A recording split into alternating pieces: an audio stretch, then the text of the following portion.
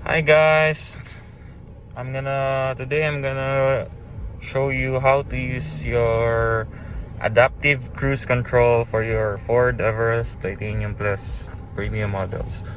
So, yung una natin gawin is papatakbuhin natin to ng up to 35 or more bago magamit yung adaptive cruise control. Nandito natin yan isa-set. Makikita nyo. Press natin ito. Pag nakikita nyo yan yung indicator na pwede siyang nakaset na siya, pero mag-a-activate yan after 35 kilometers per hour. Then iset mo yung distance. How to do that again? Here. That para pinakamalapit kung gusto mong malapit ka sa kanyang buntot. Pero I prefer using this level 4. So may distance, tsaka kung may emergency, makakapag manual braking ka. So start natin.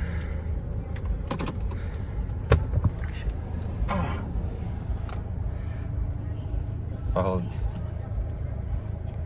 Don't worry guys, may mag-hold sa phone, so I can drive well. Start. Remember, always eyes on the road.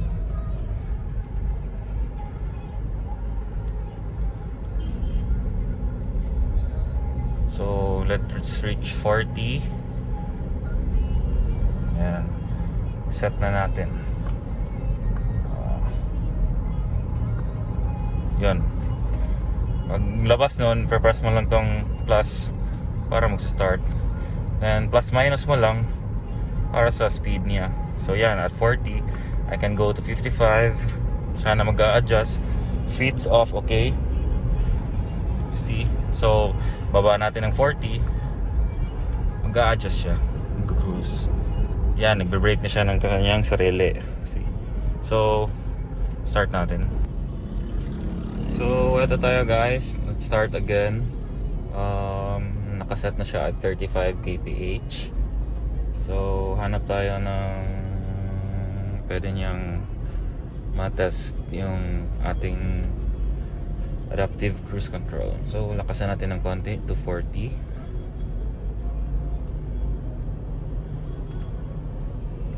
Hindi nakaapak yung paa ko, pero ready siya for braking. Yan o. So nadidetect niya yung mga motorsiklo. See? Itaas. Straight. Para sa ating mga viewers. So ipalapit mo. So see, 40 yung limit niya, pero nadidetect niya yung mga motor. Nagbe-brake siya. Yan. With stop.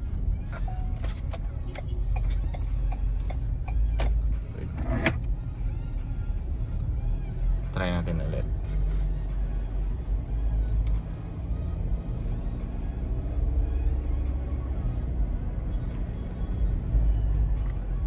Yan. Ito at 33 kph. Gawin natin 35. So check natin kung magbe-brake. Yan, pumipreno na siya. Let's see kung magsa-stop. So yun, in-adjust talaga niya. So if you are below 20,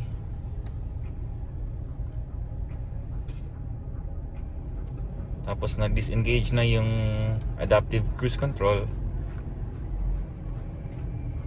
mag-chime siya. Narinig nyo naman, di ba? Hanap ako ng mataas na daan. Try natin ulit.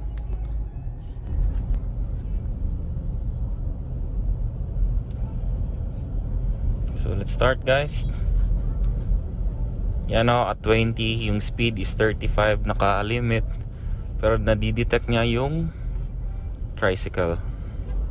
So yan, mag-accelerate na naman siya, pero hindi niya i-accelerate kasi nandyan yung motor.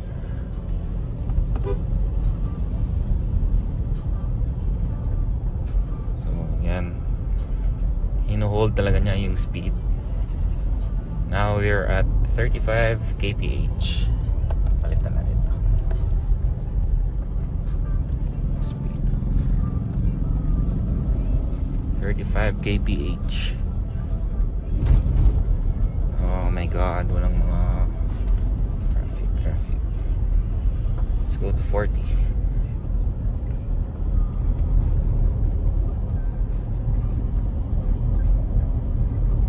So yung distance na pinili ko is yung 4 para malayo. So if glitch or may problema, pwede ka pang mag manual braking. Stop muna natin guys kasi wala nang mga kotse o play natin ulit pag malapit na. So malapit na yung tricycle guys. Let's try to see if magsa-stop siya. So ready ko lang yung foot ko. So yan, nagpe-preno siya hindi ako nag-aapak niyan. Will it accelerate? That's the question. So hindi.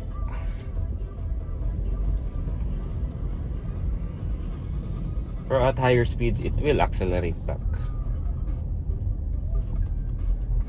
Mga bikers, let's go. And set ko at 50, 60, 55.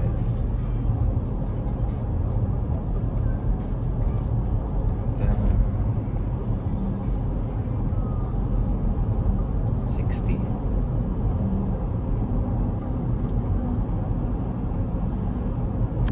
Shout out to my puppy here.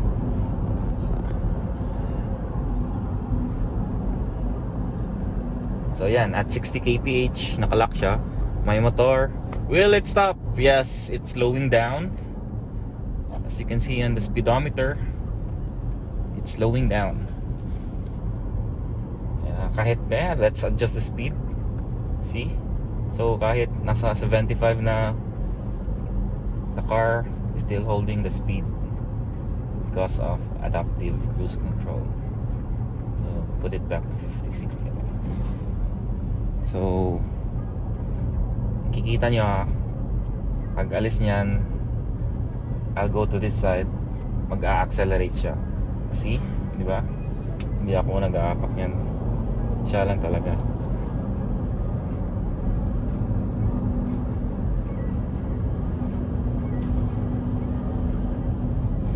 Wait.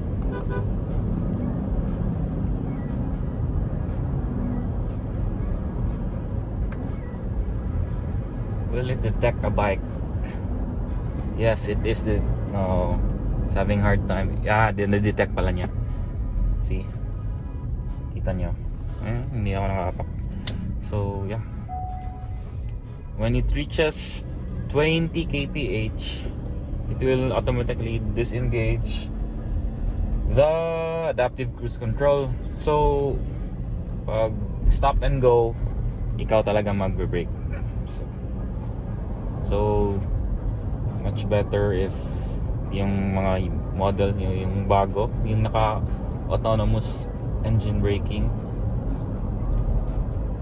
AEB, tama ba yun? Basta yun. So yung mga 2019 na Everest tsaka Wild Track, meron yun. So kahit stop and go pwede yun. But for this 2016 Titanium Plus Premium, however you like to call it, wala siya, adaptive lang meron. So I hope you guys like this video. Pa-like naman tsaka subscribe. And thank you. Bobo yun, Bobo Kamote.